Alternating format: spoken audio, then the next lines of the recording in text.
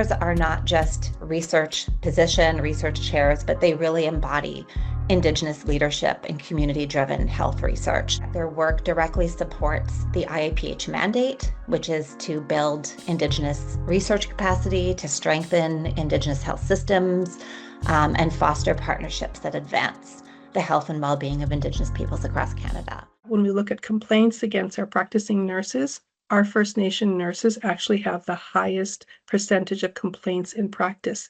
So it's really interesting when we look at, it's not just getting our students through the undergraduate and the graduate curriculum, it's really how do we keep them practicing and feeling safe in the workplace. So I created and wrote this article. It's called basically CPR and Racism, a guide for individuals to help when they witness racism and how to teach an intervention to our nursing students.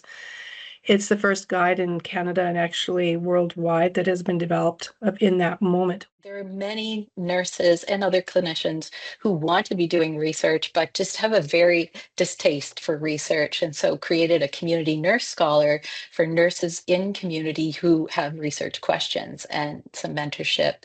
We have 3 Mi'kmaq nurses taking their first steps towards a PhD pathway, and 81 nurses showcased on that website. I work with the First Nations and Inuit Expert Committee of the Quebec Order of Nurses, contributed to a historic milestone. So in 2021, the Quebec Order of Nurses publicly recognized systemic racism against Indigenous peoples in the healthcare system.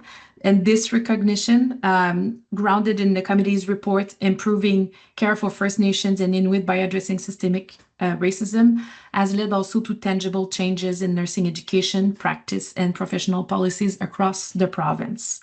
Central to this effort is the creation of spaces for Indigenous students to learn in ways that affirm their identity, strengthen their leadership, and deepen their commitment to improving health outcomes for their communities.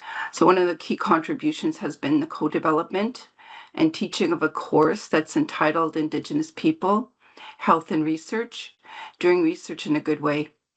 The first graduate level nursing course focused on Indigenous health and issues in nursing at the graduate level.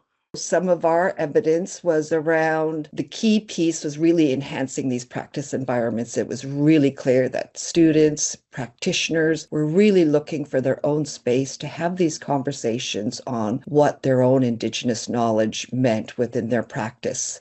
So we hosted a number of webinar series through COVID.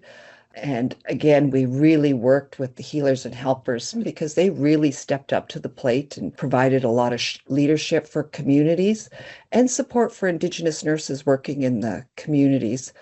We've started to build the partnerships already with the Canadian Association of Schools of Nursing, the Canadian Nursing Association, the Chief Nursing Officer as well, on some national initiative and policy changes.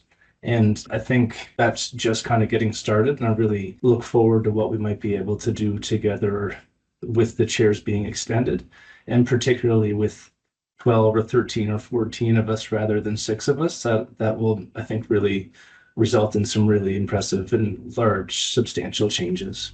I think our goal today is really to ensure that this program not only continues, but it grows. Every province and territory should have a nursing chair leading this work, connecting research and education and community action to improve health outcomes for Indigenous peoples.